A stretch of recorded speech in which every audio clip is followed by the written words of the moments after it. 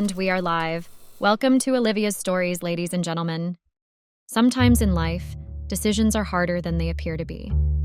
Not everything ends up being a left or right decision. Not even a true or false decision is easy sometimes.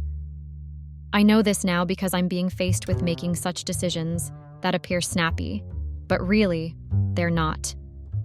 My name is Olivia, and I'm a 28-year-old salonist.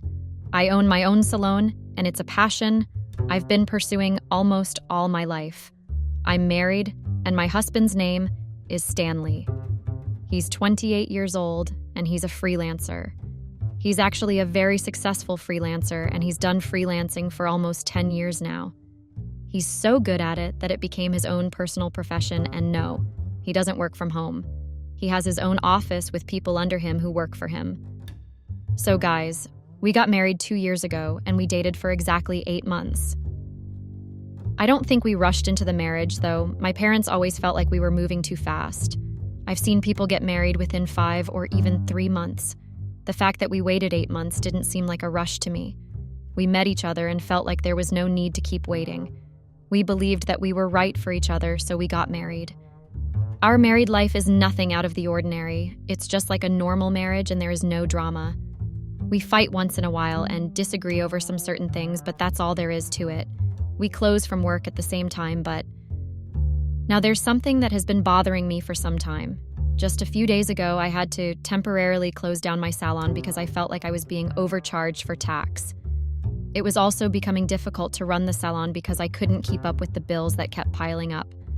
I had people who worked for me, and I had to pay them too. I was making a lot of money, but at the end of the day, it always felt like I wasn't making any profit.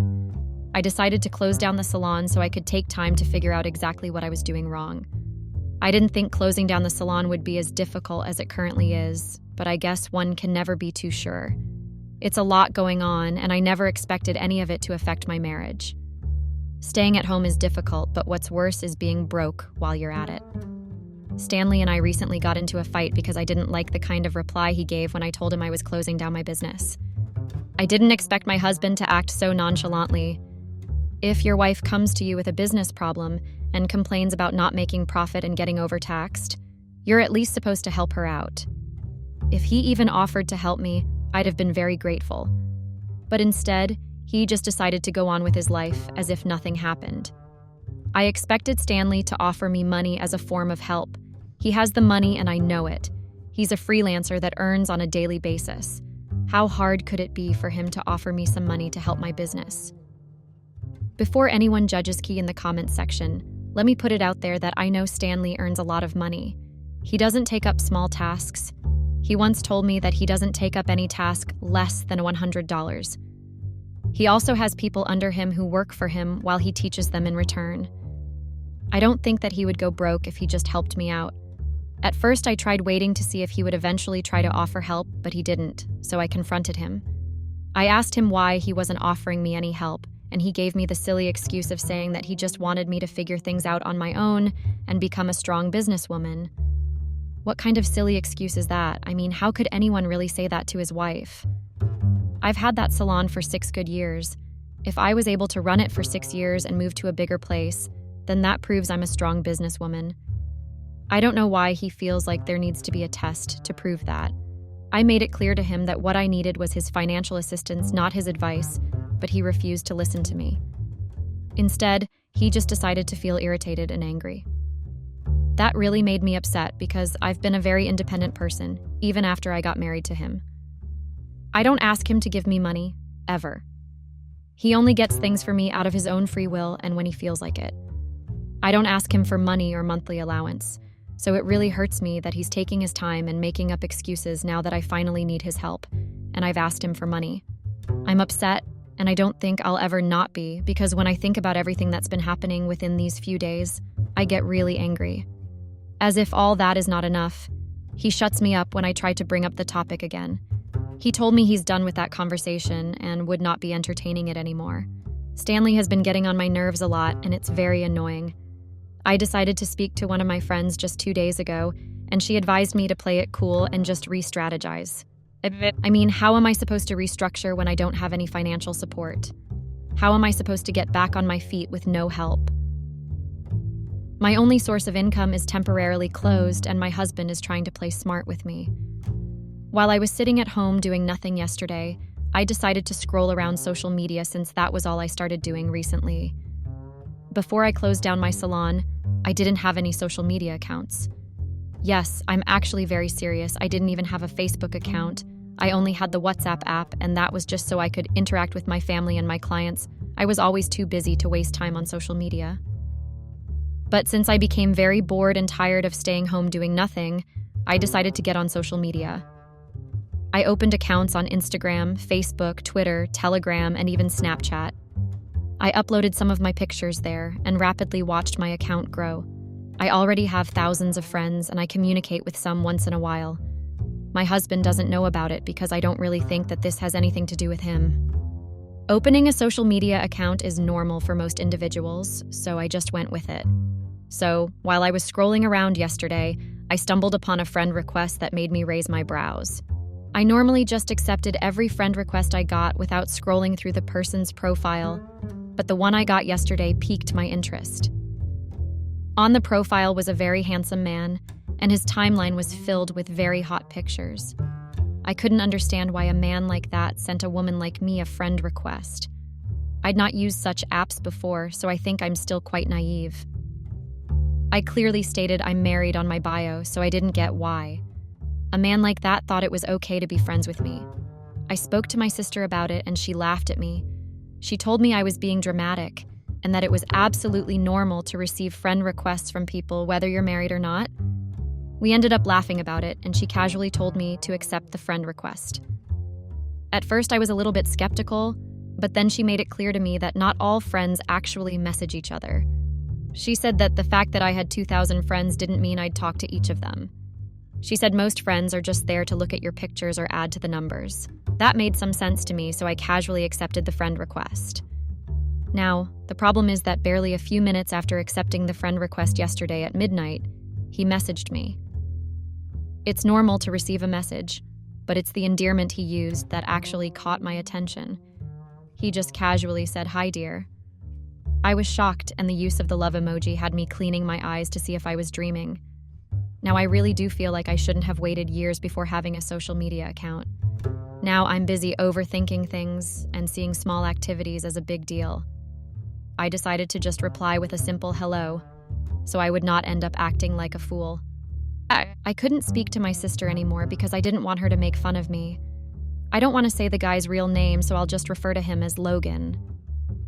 Logan and I have been chatting quite frequently since yesterday, and I spent over 3 hours speaking to him over the night. I don't know if what I'm doing is right or if I should just end the conversation and stop replying to his messages. What's bothering me is the fact that he uses the love emoji a lot. He uses heart emojis and all those suggestive things. He calls me love, dear, and sweetheart. I don't know if a married woman like me should be engaging in such conversations. I'm quite confused. Even though I've tried avoiding the messages, I just can't help but keep replying to him.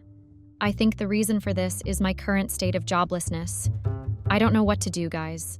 And that brings me to the first statement I made when starting this post. I said sometimes not everything is a yes or no answer. I could just unfriend him and stop replying to his messages, but something so simple is becoming way too difficult for me. Now I understand that saying. An idle mind is the devil's workshop. Update. Social media is dangerous. The fact that you see a person's picture doesn't mean you know anything about their life. It's been a crazy ride, guys. I'm in shock as I write this to you all. Nothing is as it seems, and I have learnt this the hard way. My social curiosity has come to bite me in the back, and right now, I've realized the mistakes I've made. I cannot believe that my life has gone south in just 4 months. It's just been 4 months, but I've experienced so much change that I'm still finding it hard to comprehend everything. If you're wondering what I'm trying to say, then let me just put it this way. I didn't stop speaking to my Facebook friend.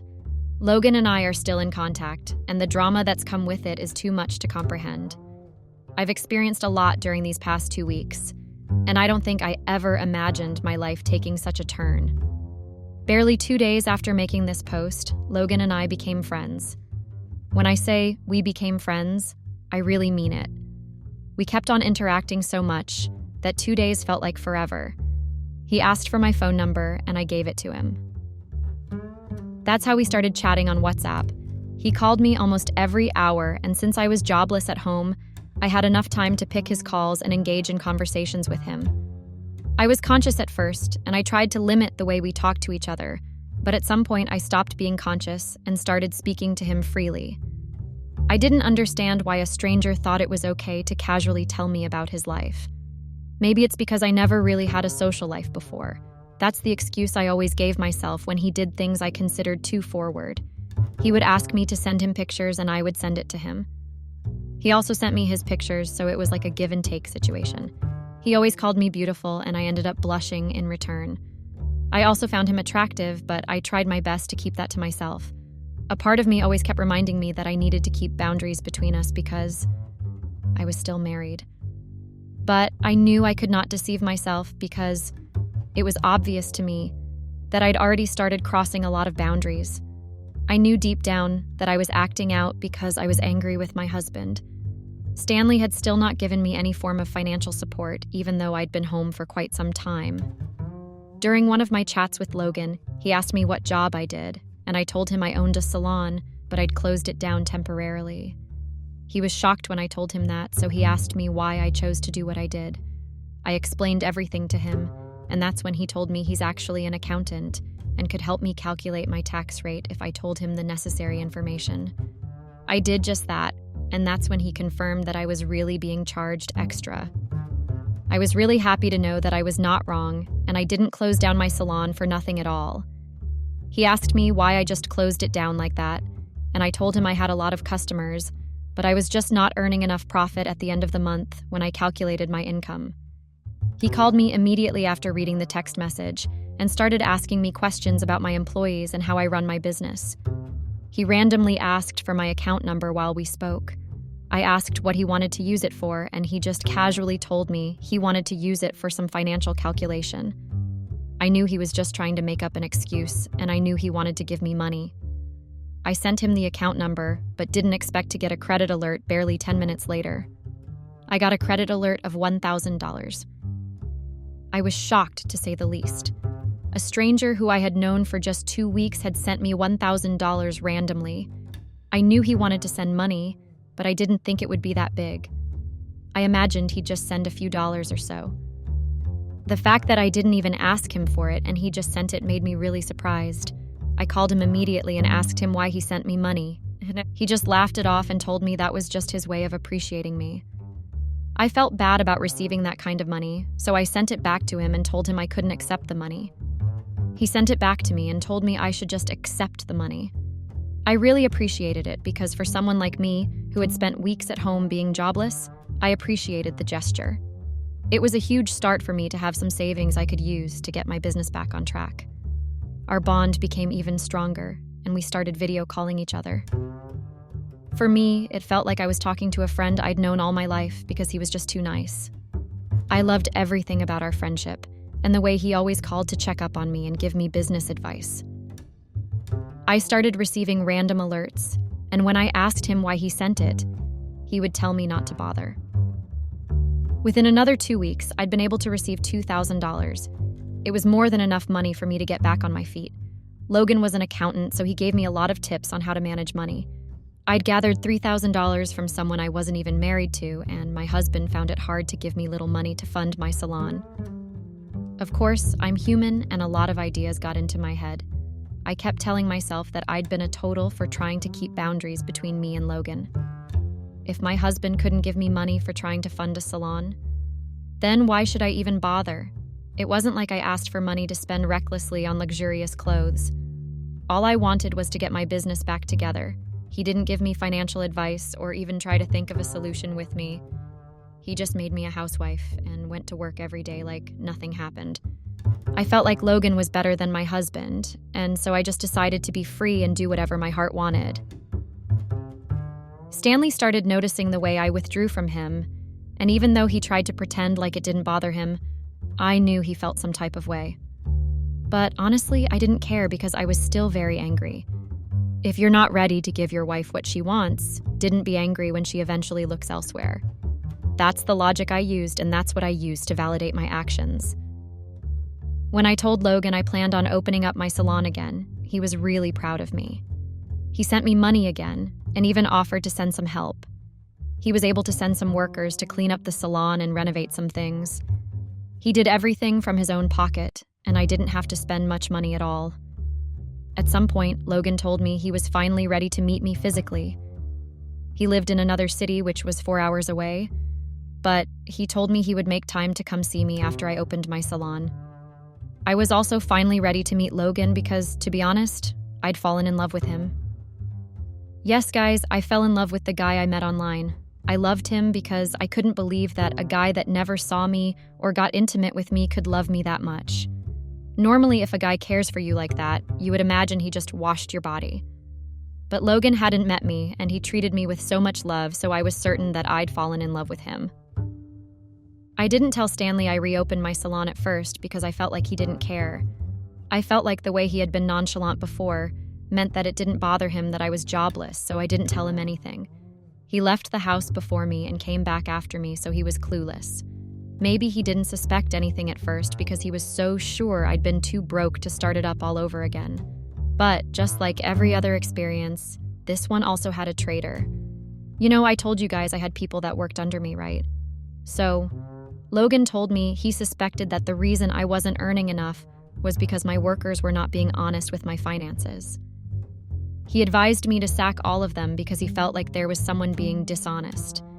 Some of my workers had moved on and seen other jobs except only 2 of them. I told them there was no need to come back and advised them to look for other jobs.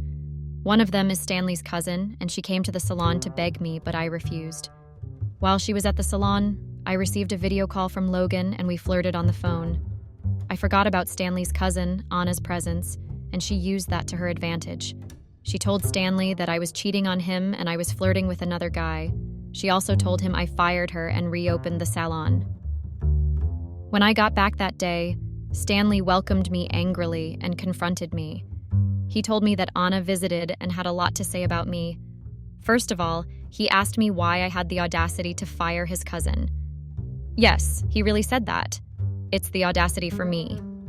He then asked me why I didn't tell him I was planning on reopening my salon. He told me I was foolish for trying to keep secrets from him when he had ears and eyes everywhere. Stanley then accused me of cheating on him because Anna told him she saw me flirting with another guy. I didn't keep mute. Of course, I tried to defend myself by asking him if he had any evidence to back what he said. He told me he was sure I was cheating because that would be the only explanation for having enough money to reopen the salon when I was jobless for weeks. I got really upset that he was so confident I could only reopen my salon by getting money from someone else. That just proved to me that he didn't help me intentionally and left me defend myself. I foolishly told him I was in love with someone I met online, but I had not met him physically yet, so that meant that I didn't cheat on him yet. Stanley got upset when I told him that and said he wanted a divorce. I was actually happy, and I told him I wanted a divorce too, because I couldn't stay with a stingy, selfish man. The next day, I packed my things and left the house. Of course, I had enough money on me. Stanley also told me he filed for divorce and would send me the papers in a week. Logan was aware I was married, so I told him what happened with my husband. He told me he wanted to see me the next day because he was already in the city. I was surprised because we planned on seeing each other at a later date, so I didn't understand why he wanted to love it forward. But since he was already in the city, I agreed. I waited for him at a restaurant, and that was when I met the shock of my life. A woman walked into the restaurant and grabbed my shirt suddenly. At first, I tried talking calmly because I thought she had mistaken me for someone else, but I later discovered that she was Logan's wife. She showed me wedding pictures of Logan and herself and accused me of being a husband snatcher. It felt like I was in a movie, but it was real. Apparently, I'd fallen in love with a married man. She poured a full jar of water, slapped me across the face before warning me to stay away from her husband. I was too shocked to act back. I went home and fried myself to sleep because I realized that I'd ruined my marriage for a married man. I called Logan's other number and told him everything that happened. He was surprised because, according to him, he wasn't the one that asked us to meet and he checked his phone, but there were no messages like that. He later discovered 2 days later that his wife was the one I chatted with that day, and she deleted the messages when she was done. He apologized to me and asked if we could meet again, but I refused. I blocked all his contacts and blocked him on social media. He had a child, and from what I saw that day, his wife is not ready to leave him. I might be stupid, but I'm not stupid enough to ruin another woman's marriage and break a child's family. If I was aware that he was married, I wouldn't have let things get that far. Stanley sent me the divorce papers 1 week later after he signed them. I signed them too and sent it to him. Our divorce would be finalized in 2 months. I didn't go back to beg because I knew I was at fault, and if Logan's wife didn't come to beat me up, I wouldn't have gone back to him.